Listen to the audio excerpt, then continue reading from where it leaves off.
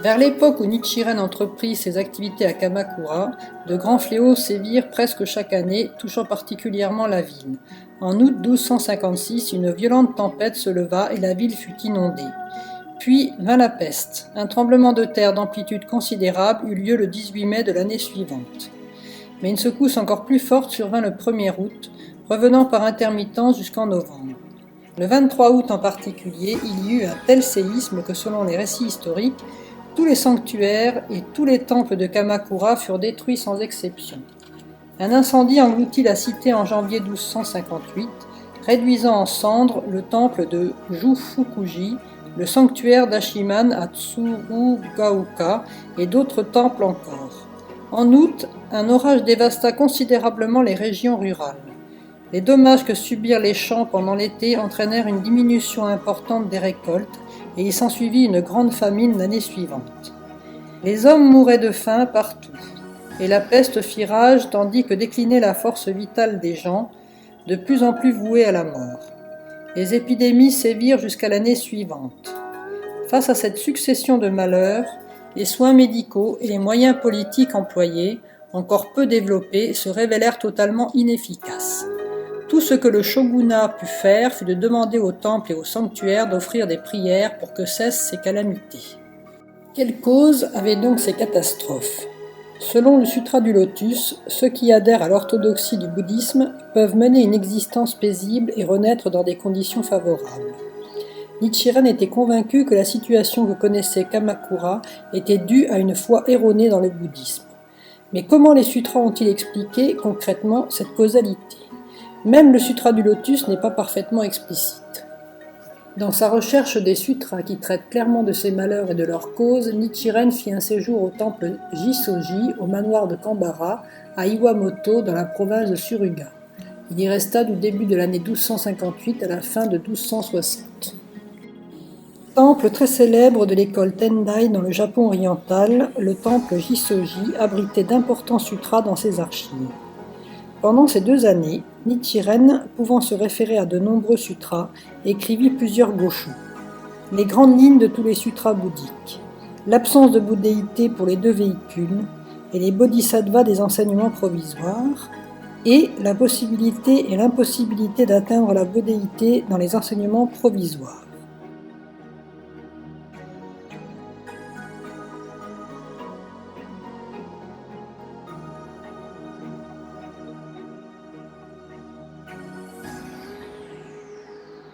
La pratique et la théorie d'Ichinen Sanzen, l'enseignement d'Ichinen Sanzen, l'existence de tous les phénomènes dans une seule réalité de vie, les 10 aspects de la vie, les 10 états, définition de la causalité dans les 10 états. Ce sont aussi des écrits qui tirent des conclusions des sutras corroborant la théorie d'Ichinen Sanzen. Les recherches que fit Nichiren pour comprendre la cause du malheur et le moyen d'y échapper donnèrent lieu à plusieurs thèses. Pétition pour l'expulsion des croyants du Nembutsu, 1259, la protection de la nation, 1259, remède contre les désastres, 1260. D'après ces travaux, Nichiren adressa une remontrance formelle au gouvernement de Kamakura pour que disparaisse le malheur.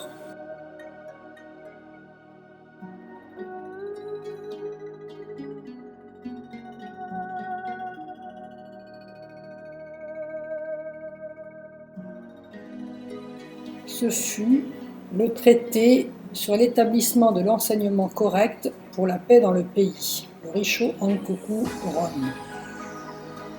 Nichiren Daishonin le fit parvenir à Hojo Tokiyori. De 5 ans plus jeune que Nichiren, ce dernier assumait le pouvoir suprême du gouvernement en qualité de régent à l'âge de 20 ans. C'était en 1246. Il conserva ses fonctions pendant les 10 années suivantes, puis céda la place à Hojo Nagatoki du clan Hojo. En conséquence, en 1260, Tokiyori s'était déjà retiré du gouvernement. Son nom bouddhique était Kakuryobo Dozu, mais on l'appelait habituellement Samyoji-dono, d'après le nom du temple où il résidait. Bien que Tokiyori eût quitté la régence, il semble avoir gardé une profonde influence comme chef virtuel du clan tout entier. C'est pourquoi Nichiren choisit de lui adresser le traité sur l'établissement de l'enseignement correct pour la paix dans le pays. Il s'attendait naturellement à ce qu'il circulât parmi la hiérarchie politique du gouvernement de Kamakura, aussi bien que parmi les érudits et les chefs religieux.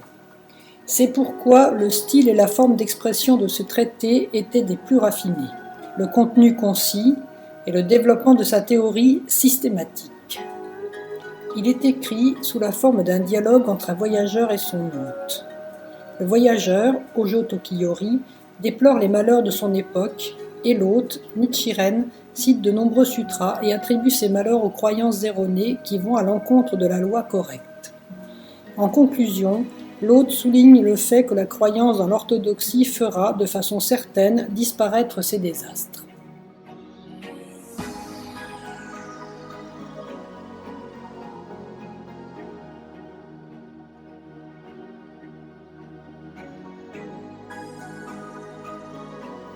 Il est intéressant de noter l'avertissement suivant. Plusieurs sutras mentionnent les 3 calamités et les 7 malheurs, mais d'autres désastres sont encore à venir. Si leur cause n'est pas supprimée, ils se produiront lorsque le temps sera venu. Ceux qui ont déjà eu lieu sont des bouleversements dans les mouvements célestes, un temps inhabituel et des épidémies. Il y aura encore des insurrections dans le pays et des invasions étrangères. Cet avertissement se vérifia lors des rébellions dans le clan Hojo et des attaques de Mongols. Toute sa vie durant, Nichiren considéra avec fierté ces événements comme la preuve indiscutable qu'il était le sage qui connaissait la loi correcte. Même à notre époque, on considère le traité sur l'établissement de l'enseignement correct pour la paix dans le pays comme l'une des œuvres maîtresses de Nichiren. C'est à partir de cet écrit que s'est fixée dans l'esprit du peuple l'image la plus populaire de Nichiren. Il en reste l'impression suivante. De nombreux bouddhistes japonais soutenaient que le monde de l'élimination dont parle le bouddhisme était loin de notre monde séculier et que seule la pratique permettait de s'échapper de ce dernier.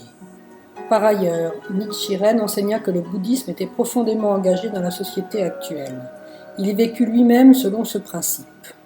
Cette image a faussé l'attitude du peuple japonais envers Nichiren. Certains le louent et le considèrent comme un moine bouddhiste courageux qui appelait à la justice de par l'intérêt qu'il montrait pour la nation. D'autres le méprisent, voyant en lui un moine violent et malveillant qui agissait de façon peu courtoise, sans craindre l'autorité, et qui tentait de détruire d'autres écoles religieuses. Particulièrement à notre époque, nombreux sont ceux qui pensent que les assertions de Nichiren sont incompatibles avec les tendances sociales actuelles qui préconisent la séparation de l'Église et de l'État.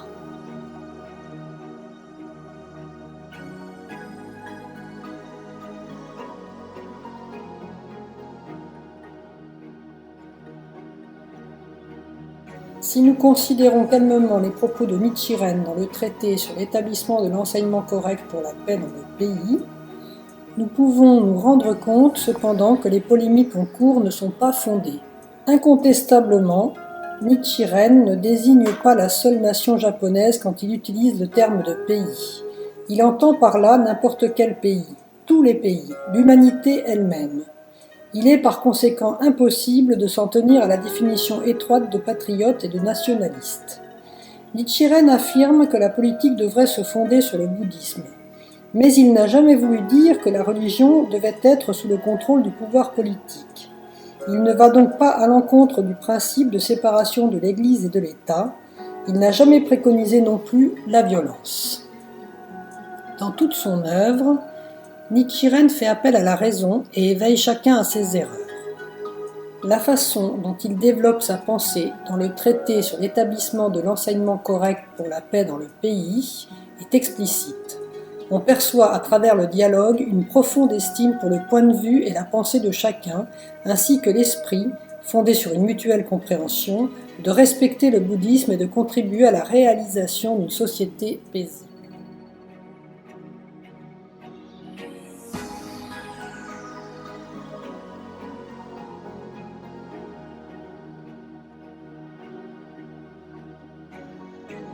Le traité dont nous parlons, bien qu'il en préconise la propagation, ne précise pas le contenu de l'orthodoxie. Nichiren consacra le reste de sa vie à l'élucider. Dans ce sens, ce traité fut le prélude à la longue tâche à laquelle il dédia sa vie. Hojo Tokiyori, auquel le traité sur l'établissement de l'enseignement correct pour la paix dans le pays était adressé, l'avait probablement communiqué aux autorités du gouvernement, aux érudits confucéens et aux moines bouddhistes influents, conseillers du gouvernement. Tous les membres de ce dernier étaient des adeptes du Nembutsu, du Zen ou d'autres écoles. Le traité sur l'établissement de l'enseignement correct pour la paix dans le pays suscita donc la colère des autorités et des moines, d'autant plus qu'il soulignait le fait que les écoles bouddhistes que représentaient ces moines étaient la cause ultime du malheur. Le 27 août 1260, un peu plus d'un mois après l'envoi de ce traité, un groupe de croyants du Nembutsu se rendit à la demeure de Nichiren de Matsubagayatsu avec l'intention de le tuer. Mais ce dernier échappa à cette attaque et s'établit provisoirement chez Toki Jonin, à Shimusa. Son disciple construisit un sanctuaire pour lui et lui demanda d'y prêcher tous les jours. Il invitait chaque fois des samouraïs de la région, certains d'entre eux devinrent disciples de Nichiren. Niko Shonin aussi était constamment présent. Il était devenu disciple de Nichiren lorsqu'il était à son service au temple Shisoji, alors qu'il préparait le traité sur l'établissement de l'enseignement correct pour la paix dans le pays.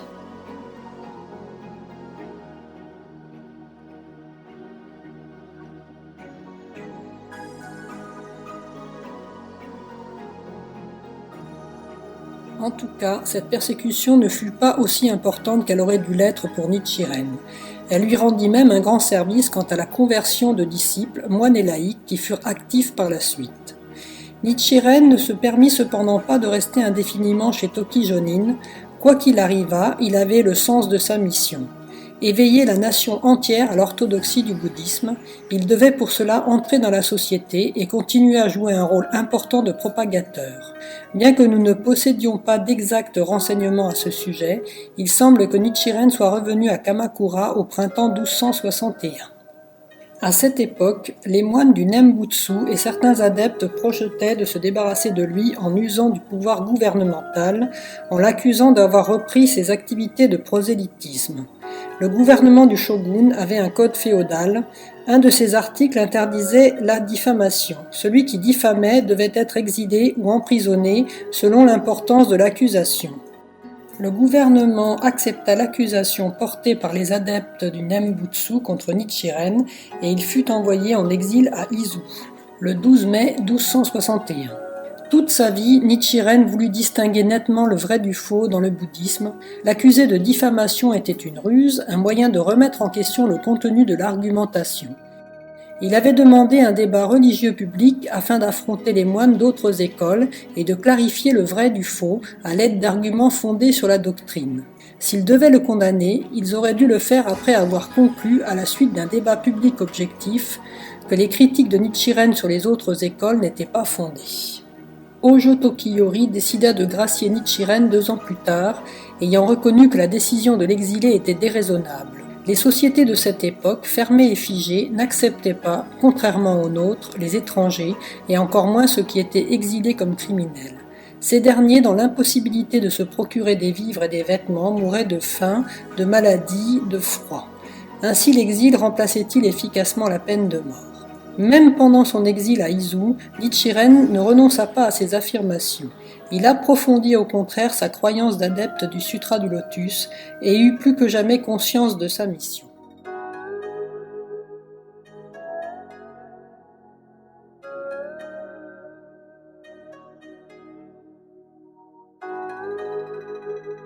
Le Sutra du Lotus enseigne que de sévères persécutions attendent ceux qui propagent la loi. Le chapitre 13 classe les persécutions en 3 catégories et décrit de façon assez explicite la manière dont en souffrira l'adepte de la loi. La première catégorie concerne ceux qui ne connaissent pas le bouddhisme. Ils accablent le pratiquant de raillerie et de blâme et vont jusqu'à utiliser le bâton et l'épée. La seconde catégorie comprend les moines qui ont renoncé au monde séculier. Ils sont rusés, ont l'esprit corrompu et ont l'orgueil de penser qu'ils ont atteint l'illumination alors que la réalité révèle tout le contraire. Méprisent et critiquent le pratiquant de l'orthodoxie. Troisième catégorie est celle des moines qui comptent des adeptes parmi les gens en place et qui exercent ainsi une forte influence sur le peuple. Ils sont esclaves du renom et de la fortune, mais ils accusent le pratiquant du Sutra du Lotus de déformer le bouddhisme et sèment la graine de la haine dans l'esprit des personnes influentes, empereurs et ministres. Le pratiquant du Sutra du Lotus se voit donc non seulement blâmé, mais aussi chassé de son lieu de résidence à maintes reprises. Nichiren vécut ces trois sortes de persécutions telles qu'elles sont décrites dans le Sutra du Lotus.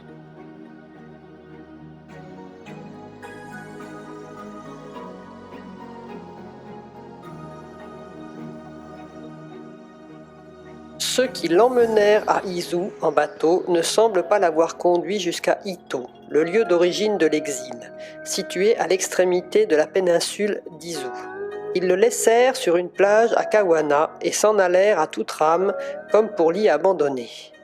Un pêcheur nommé Yasaburo, qui vivait près de là, passa par hasard et emmena Nichiren chez lui. Il l'hébergea et le nourrit pendant environ 1 mois. Il devint plus tard son disciple et Nichiren lui adressa plusieurs lettres pour le remercier de son aide passée.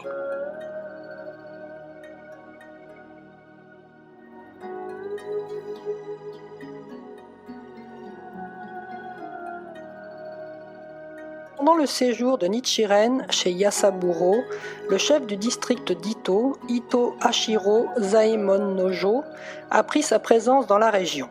Il l'invita à Ito et Nichiren lui rendit visite. Il souffrait d'une grave maladie et il demanda à Nichiren de prier pour sa guérison. Ce dernier accepta, à condition toutefois qu'il devint adepte du Sutra du Lotus. Le chef du district se releva immédiatement de sa maladie et, en signe de reconnaissance, offrit à Nichiren une statue du Bouddha qu'il avait trouvée dans la mer. Il devint également son disciple. Riko Shonin accompagna Nichiren durant tout son exil à Izu et, bien qu'il le servît constamment et fidèlement, il trouva le temps d'aller faire des activités religieuses dans les régions voisines. Grâce à ses efforts, un moine du Shingon, Kogo In-gyoman Datami, se convertit au bouddhisme de Nichiren, adopta le nom de Nishigyo et appela son temple le Daijoji, temple du grand véhicule. C'était en 1262. Riko Shonin avait à peine 16 ans. Le 27 juin 1262, quand il se rendit auprès du seigneur d'Ito, Nichiren envoya une lettre à Yasaburo dans laquelle il traduisait son état d'esprit du moment. Il disait apprécier sincèrement les soins que Yasaburo et sa femme lui avaient prodigués. De plus, citant le Sutra du Lotus, il les comparait aux divinités bouddhiques qui avaient juré de protéger le Bouddha du Sutra du Lotus. Il compara même à Shakyamuni, qui avait dû se réincarner pour aider Nichiren.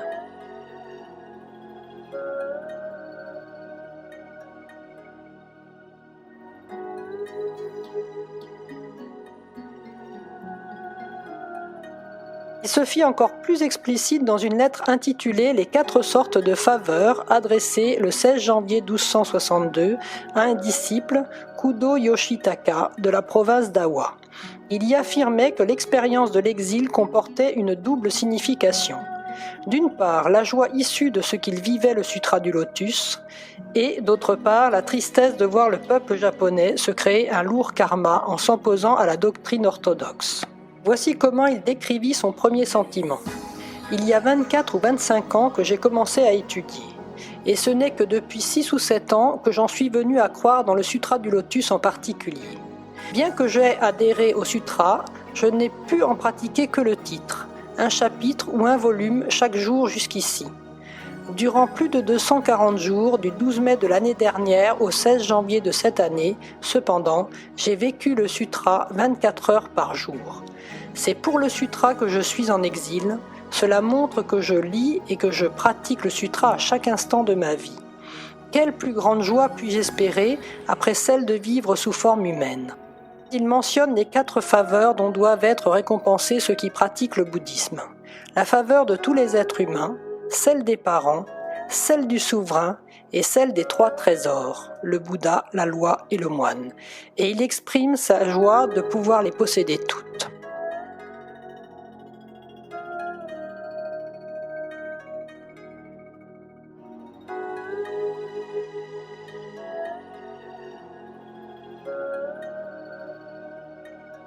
Peu de temps après, le 10 février 1262, Nichiren écrivit l'enseignement La réceptivité, le temps et la nation. Cet écrit révèle: pour bien propager la loi, le pratiquant doit bien la connaître, savoir ce que veulent les hommes, comprendre les caractéristiques du temps et de la nation, et connaître l'ensemble des idées qui prévalaient avant le bouddhisme. Cet écrit définit, à la lumière de ce principe, le caractère légitime de la pratique de Nichiren. De plus, Nichiren y cite le Sutra du Lotus qui décrit la persécution inévitable qui accompagne sa propagation dans la dernière période de la loi. Il exprime ainsi toute la confiance qu'il a dans sa légitimité. Le passage suivant révèle bien sa pensée. L'adepte du Sutra du Lotus n'est pas efficace s'il ne suscite pas les trois grands ennemis.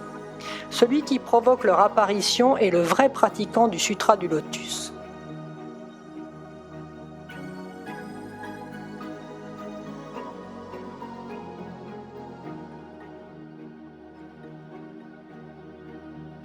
On rapporte que ce fut le 22 février 1263 que Nichiren fut gracié et qu'il revint à Kamakura. On pense que c'est Hojo Tokiyori qui le fit gracier. Ce dernier tomba gravement malade en août et mourut le 22 novembre. Pendant environ 2 mois, de juillet à septembre 1264, d'énormes comètes apparurent dans le ciel.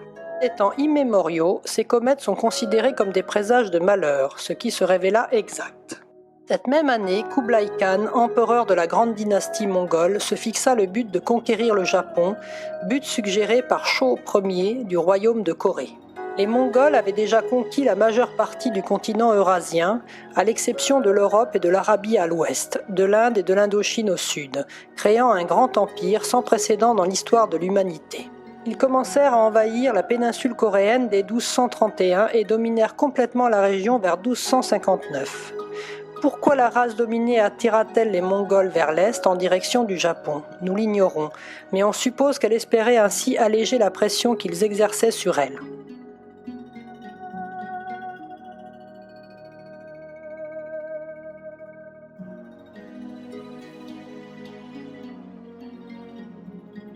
Cela ajouta à la misère de l'Est. Kublai, plus tard, ordonna à la Corée de construire des bateaux de guerre et enrôla des guerriers coréens pour l'expédition au Japon. La décision que prit Kublai de conquérir le pays laissait présager une terrible situation pour le Japon. À ce stade, ni les dirigeants japonais ni le peuple ne pouvaient savoir qu'il avait pris cette décision.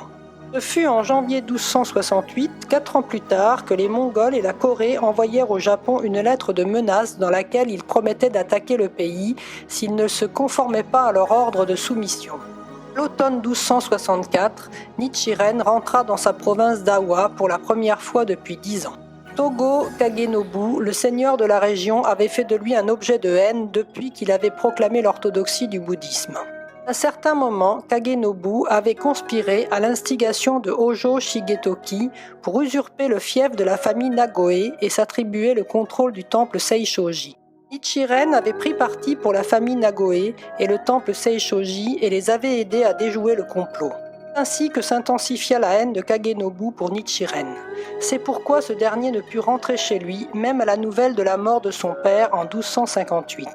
Rentra chez lui qu'après une longue absence, lorsque la pression qu'exerçait sur lui le gouvernement commença à décliner. Hojo Shigetoki, qui avait particulièrement persécuté Nichiren, était déjà mort en novembre 1261. Nichiren sentit la nécessité de rentrer à la nouvelle de la grave maladie de sa mère, Myoren.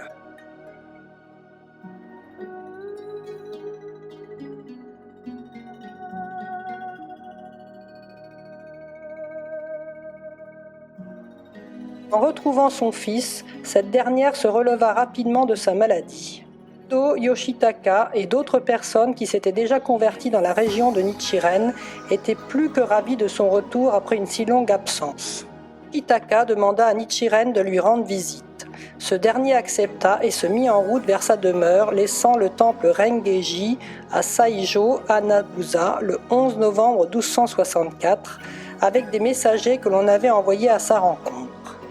Le soir où le groupe approchait d'un lieu isolé appelé Komatsubara, dans le district de Tojo, Tojo Kagenobu l'attaqua avec ses sujets. Un mois après, Nichiren relata l'incident dans une lettre adressée à Nanjo Shishiro, le père de Nanjo Tokimitsu, qui habitait la province de Suruga. Bien que l'ayant attaqué par surprise, Kagenobu et ses sujets ne pouvaient assassiner facilement Nichiren, car Kyonimbo et d'autres disciples avaient pris sa défense. Pendant ce temps, Kudo Yoshitaka était arrivé précipitamment avec ses sujets. S'était probablement inquiété et avait pressenti la ruse de Kagenobu. Neutralisèrent les forces de ce dernier, mais Yoshitaka et Kyonimbo moururent pendant le combat. Nichiren lui-même reçut un coup d'épée au front et eut une fracture de la main gauche. 3 jours après, Dozenbo, l'ancien maître de Nichiren, lui rendit visite au temple Rengeji.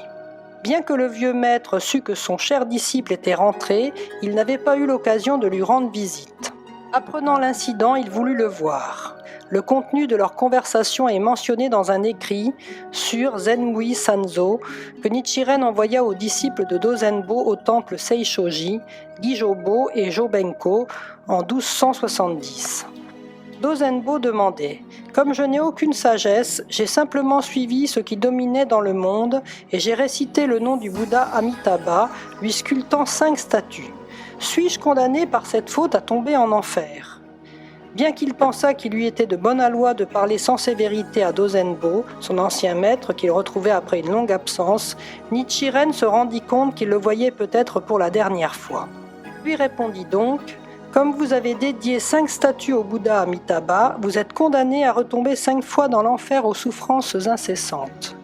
La raison en est que, dans le Sutra du Lotus, Shakyamuni représente notre père et Amitabha notre oncle. Je dois vous dire que vous avez failli à tout amour filial en dédiant 5 statues à l'oncle et aucune au père. Vous pouvez vous libérer de cette faute à moins de vénérer le Bouddha Shakyamuni et de considérer le Sutra du Lotus comme la base fondamentale de la foi. » Dozenbo s'est probablement éveillé aux vives instances de Nichiren. On rapporte que, bien que n'ayant pas complètement abandonné l'invocation du Nembutsu, il lut le Sutra du Lotus et sculpta une statue à l'effigie du Bouddha Shakyamuni. Dans sa lettre, Nichiren exprimait sa joie en faisant allusion à la prise de conscience de son vieux maître.